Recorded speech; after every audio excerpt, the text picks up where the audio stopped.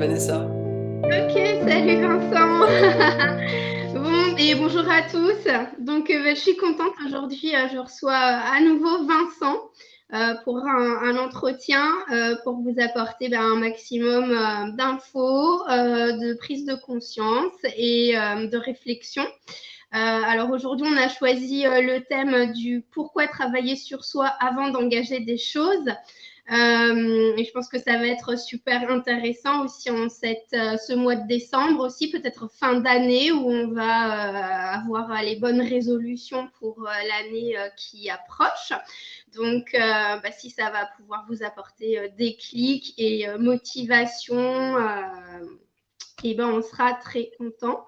Donc, Exactement. Vincent, tu es d'accord avec ça? Carrément. C'est le but, hein.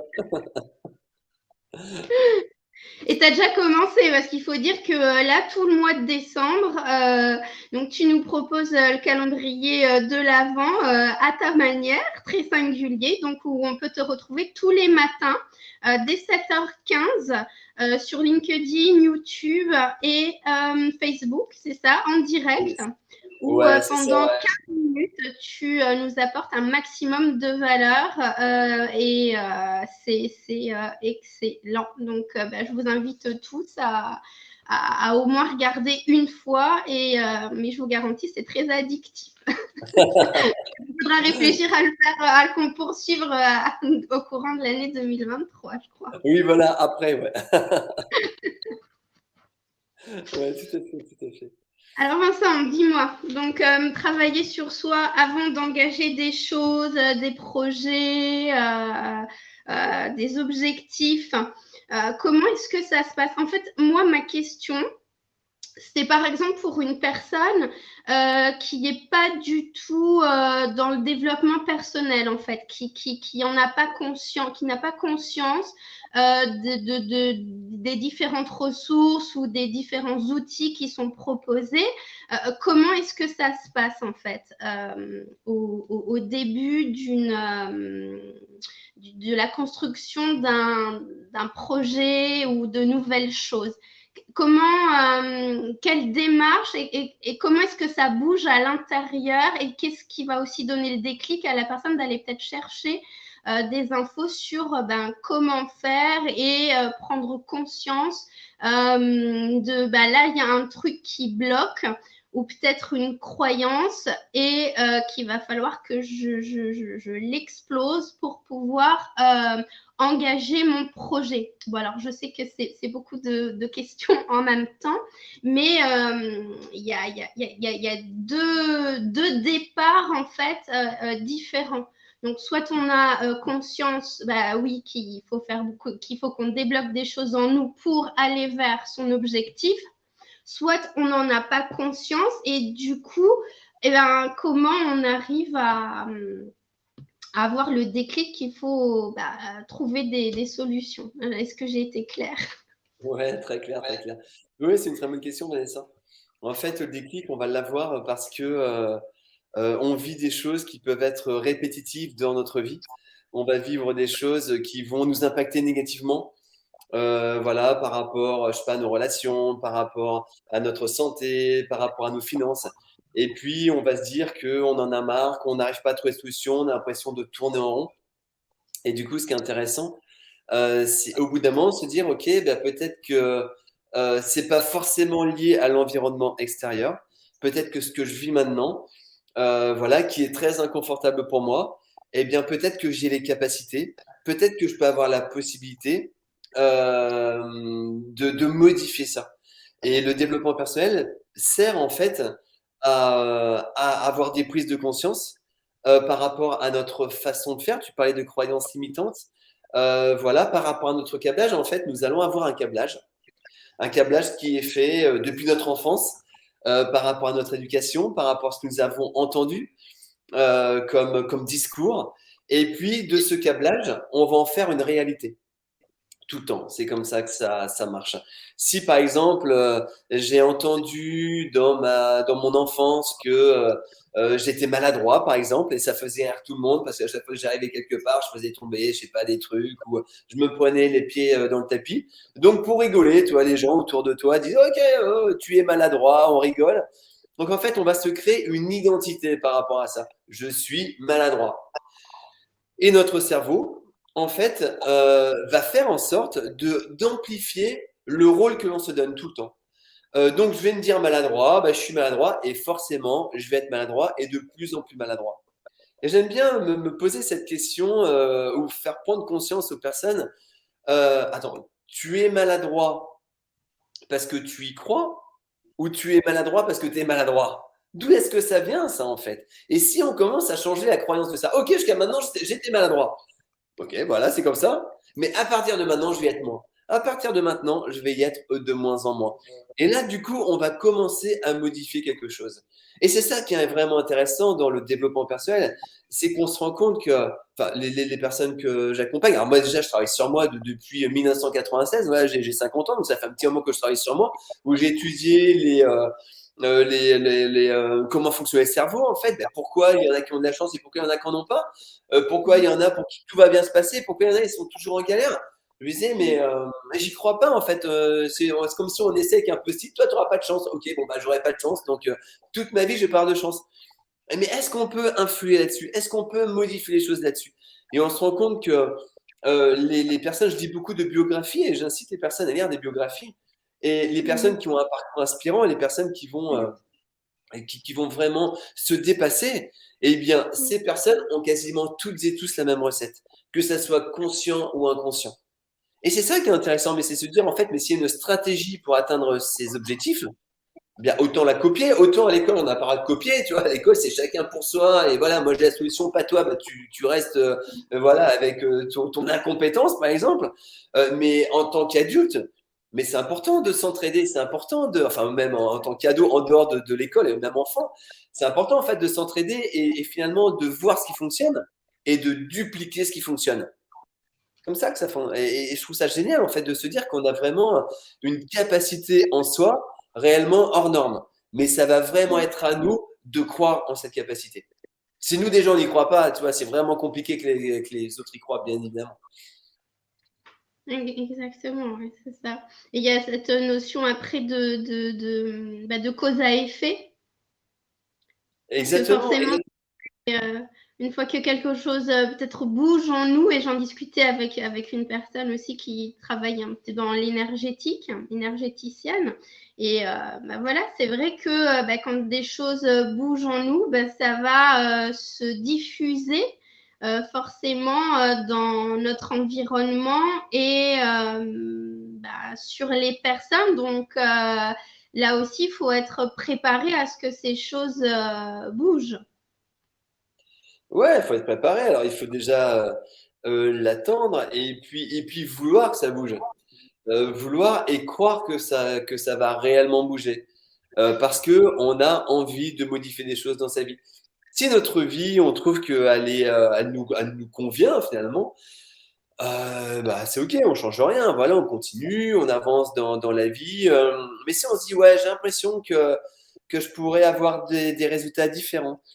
Et une question que je pose aux gens souvent, c'est est-ce que tu as le sentiment que l'énergie que tu donnes t'apporte les résultats attendus? Et bien sûr, les gens vont dire, mais non, mais j'ai l'impression de donner énormément d'énergie et j'ai pas l'impression d'avoir les résultats, tu vois, par rapport à l'énergie que je donne.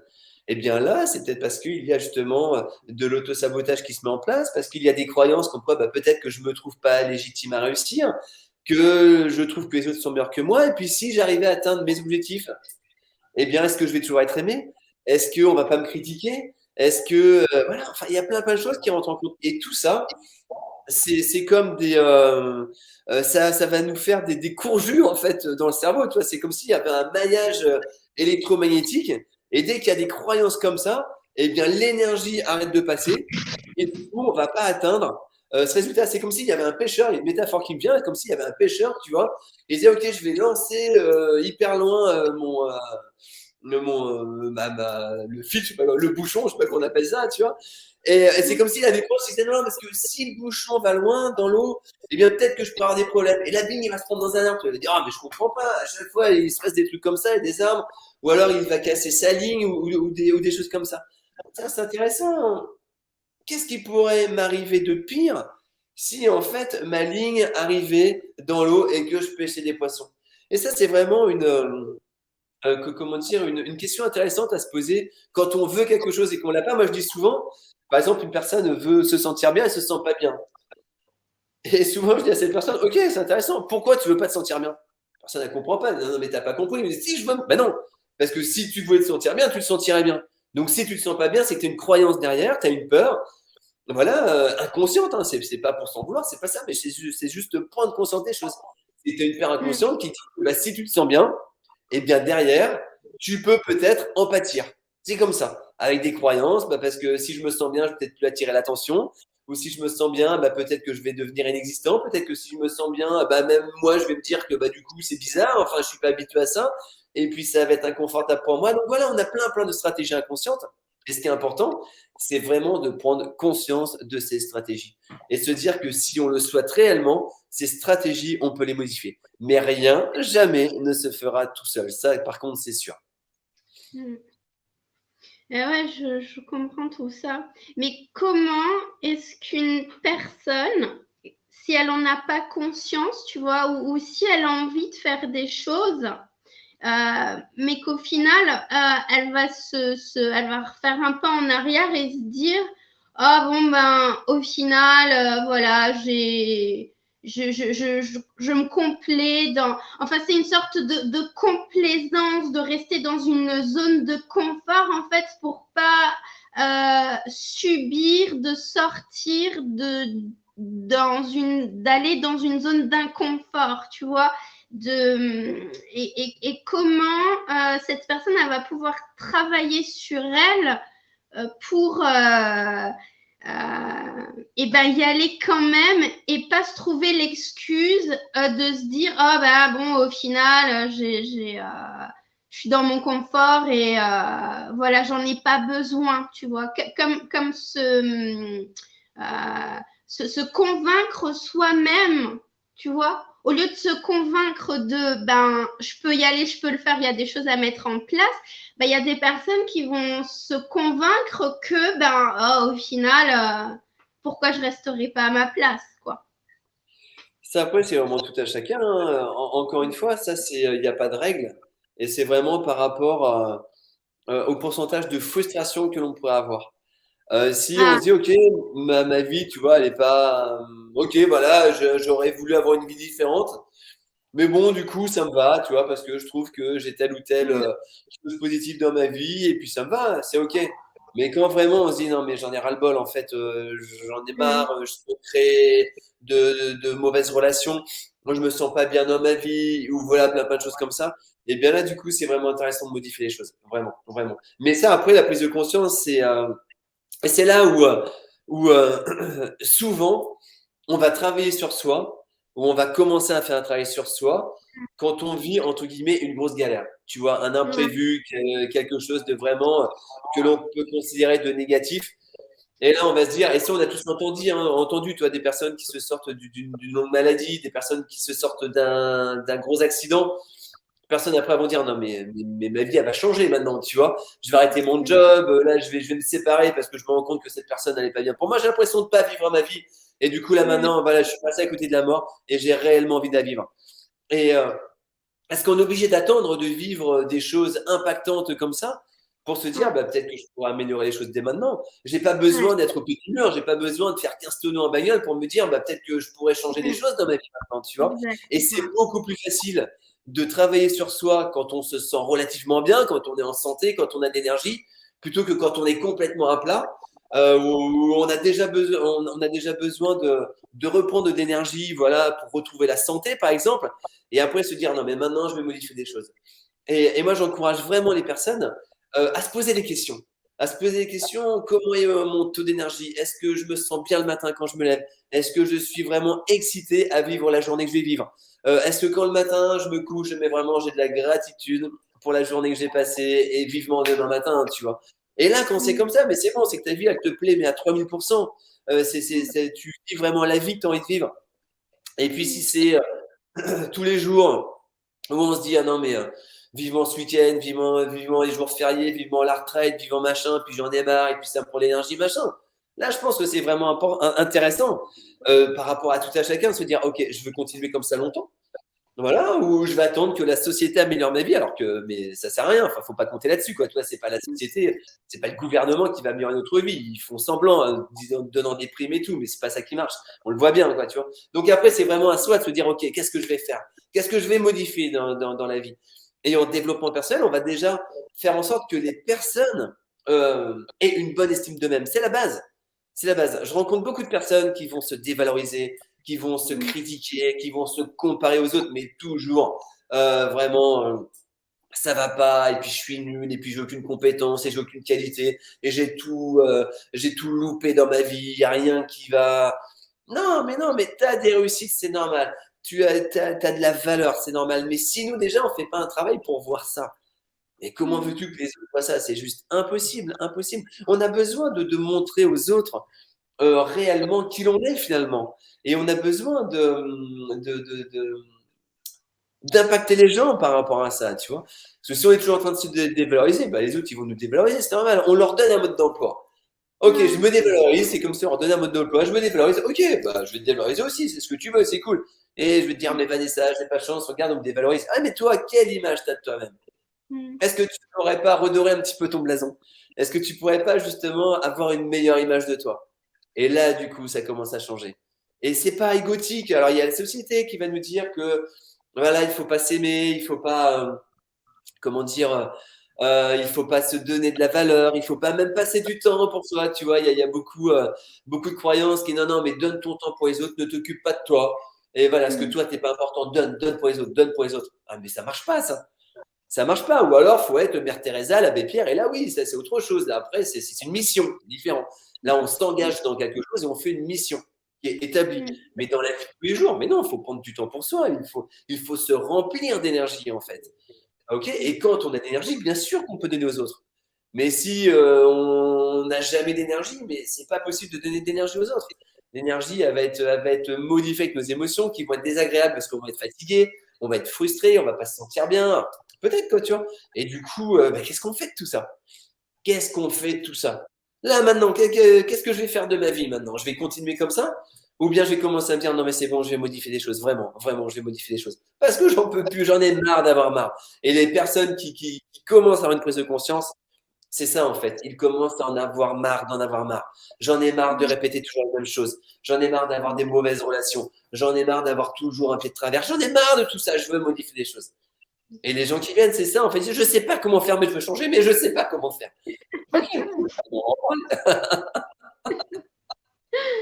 Ouais, c'est ça. Exactement, exactement. Moi, je pense que ça parle, ça va parler à pas mal de personnes, surtout dans notre monde actuel, de plus en plus.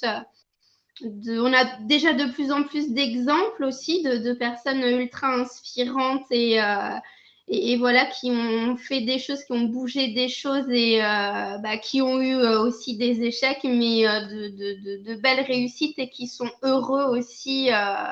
Voilà. Et là, les choses, elles vont bouger. Donc, euh, donc effectivement, donc travailler sur soi avant d'engager des choses, je pense que on a une réponse plutôt positive là-dessus. Même Ouais, quand mais tu entreprends, moi je sais que ça fait voilà presque 2 ans maintenant que je suis sur le chemin de l'entrepreneuriat. Et bah, sans cesse, c'est pas que d'y mettre réfléchir à des stratégies, des tactiques, etc. Mais c'est un gros travail personnel et intérieur où, oui, je suis obligée de travailler sur moi pour parfois engager de nouvelles choses en fait. Et ça, je trouve que c'est une base aussi. Euh, quand on a des projets comme ça de vie. Oui, complètement. Et tu vois, pour prendre une métaphore, c'est comme si, par exemple, on disait, OK, tiens, je vais faire un potager. Et du coup, on va acheter des graines et on n'a pas du tout préparé le terrain. On l'a préparé, la terre est dure, tu as des ronces, t'as des herbes, enfin voilà, le terrain n'est pas du tout préparé. Est-ce que ça viendra à l'idée à quelqu'un de se dire, OK, j'ai préparé un potager, mais tiens, bah là, j'ai de la pelouse et tout, j'ai planté des graines là-dedans, planté des tomates et j'attends et je m'attends à ce qu'il y ait vraiment une super production. C'est juste impossible en fait. Non, on va avoir besoin de préparer la terre, on va avoir besoin de bêcher, on va avoir besoin d'aérer la terre, voilà, on va nourrir la terre, après on va planter, et on va entretenir tout ça, et on va arroser, on va tailler, voilà, plein de choses. Et bien pour nous, c'est exactement pareil. Voilà, je veux avoir un résultat, mais je me suis pas du tout préparé mentalement et psychologiquement à atteindre ce résultat. Non, non, je pense que je vais l'atteindre comme ça directement. Mais les trois quarts du temps, ça fonctionne pas comme ça. Ou ça va fonctionner mais avec le temps, tu vois, c'est avec le temps parce que on va vivre des choses et puis alors dans tous les cas, on va avoir des challenges. Qu'on se prépare ou pas, on va avoir des challenges. Ça c'est sûr, parce qu'il y a toujours des choses qui seront imprévues, c'est normal, ça fait partie du jeu de la vie. Mais plus on va se préparer, plus on va fortifier son mental. Et la préparation, c'est ça en fait, c'est fortifier son mental. Pourquoi je veux créer une entreprise? Pourquoi je veux me mettre en relation? Pourquoi je veux faire le tour du monde? Pourquoi je veux me sentir en meilleure énergie, en meilleure santé? Pourquoi je veux, voilà, plein de choses. Pourquoi je veux développer une association, une fondation? Mais ça, c'est important de se poser la question et de déjà commencer. Alors, en entreprise, on va dire, tu vas faire un business plan. Mais le business plan, voilà, ça, c'est le business plan, c'est par rapport à l'entreprise en elle-même. Ça, c'est par rapport à l'extérieur. Mais est-ce qu'on fait comment dirais-je, appeler ça Ah, voilà, est-ce qu'on va préparer sa psychologie? Tu vois, ok, maintenant je vais être par exemple chef d'entreprise. Donc, bah voilà, il va falloir que je sois motivé, il va falloir que j'y aille, je vais avoir des hauts et des bas. Bah, est-ce que je suis prêt à surmonter ça? Bah non, on le fait pas, ok, tiens, voilà, tu as ton cabis, ok, va aller, ton entreprise, vas-y, go, vas-y. Bah, je sais pas comment faire en fait. Je sais pas comment faire parce qu'on n'apprend pas à être chef d'entreprise, par exemple, toi, pour reprendre ton exemple. Eh bien, et du coup, on va vivre voilà, des expériences, on va échouer des choses, ça va nous faire apprendre et tout. Et c'est normal, c'est comme ça, on apprend à travers l'échec. Mais plus en fait on va avoir un mental de gagnant, et ça marche pour tous les domaines de la vie, pour les ados. Mais c'est important les ados qu'ils aient un mental de gagnant, quoi, tu vois, pour l'école, pour s'il y a quelqu'un qui commence à les maltraiter, qui dit non mais t'as pas le droit de me parler comme ça, non mais tu agis pas comme ça avec moi. Tu vois que ces ados aient le courage d'aller en parler s'ils commencent à se faire harceler ou des choses comme ça. On a besoin d'avoir un mental, mais on ne l'apprend pas du tout en fait. On nous apprend à faire. Alors ça, on nous apprend à faire. On nous apprend à faire ci, à faire ça, machin, à être bien docile. On nous apprend ça, faut pas oublier, hein, l'école sert à ça aussi, à ce qu'on soit bien docile. Et puis bah, du coup, pour qu'après on dise pas non, qu'on soit voilà, comme ça, qu'on dise ok bah tu vas faire ça, bon bah ok, mais toujours appris à dire oui, donc je vais dire oui. Et puis après dans notre vie, on tombe avec un père narcissique, on n'a pas appris à dire non, bah je vais pas dire non parce que je sais pas comment faire. Et puis je veux toujours avoir des bonnes notes comme à l'école, donc si je dis non, je vais décevoir, je vais pas être aimé. Et on part dans un espèce de système, et voilà, des croyances limitantes, des croyances contradictoires, et on se sent pas bien. Donc, du coup, au bout d'un moment, c'est génial l'école, on va apprendre des choses, c'est cool, mais ça fait pas tout. Et on le voit bien par rapport au diplôme. 10 personnes avec le même diplôme auront une carrière complètement différente.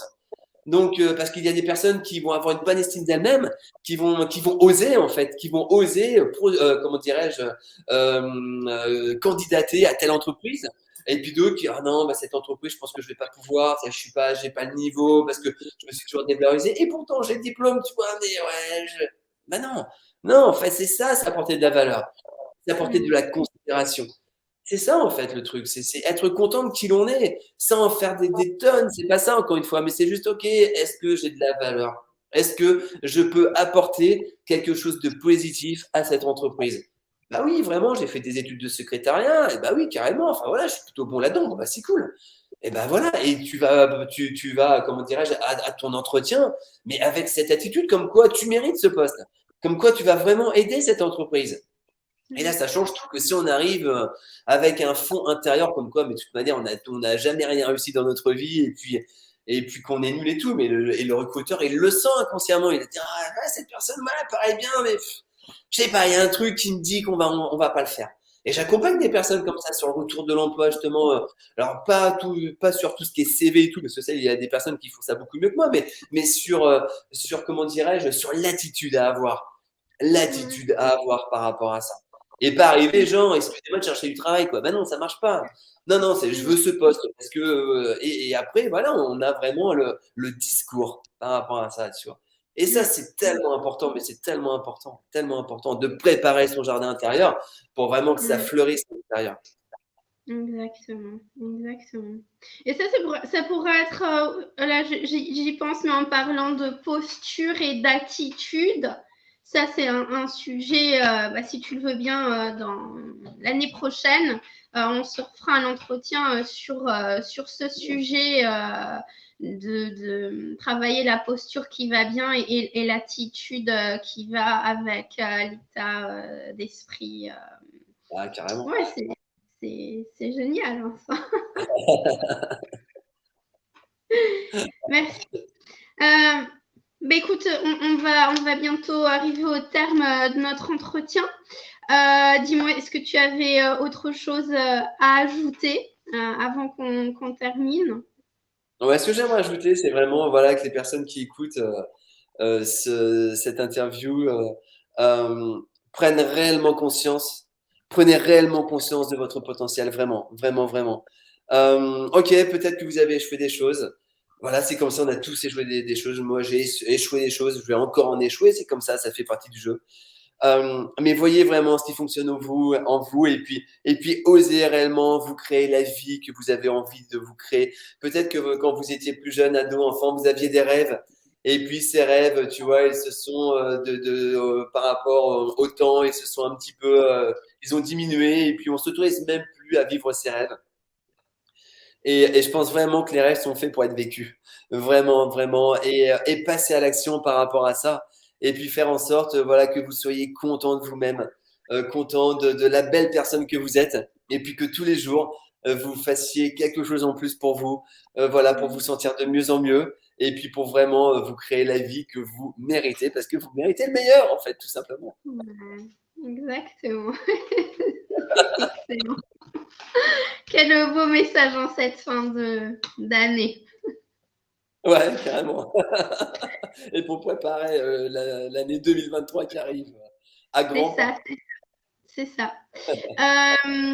Donc moi, ce que je vais ajouter, parce que c'est super important et ça va être un super support pour toutes les personnes qui nous écouteront. Et puis j'espère que celles qui nous écouteront, si ça vous a parlé, vous le partagerez eh bien, à d'autres personnes pour qui vous avez de la bienveillance et que vous souhaitez aider.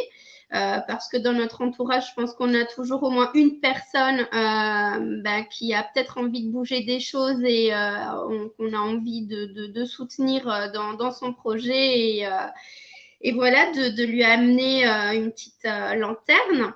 Vincent, il a donc son livre qui est toujours disponible, un livre qui est encore une fois ultra pragmatique. Et pour commencer cette transformation et exactement, voilà, le guide de la confiance en soi et de la motivation.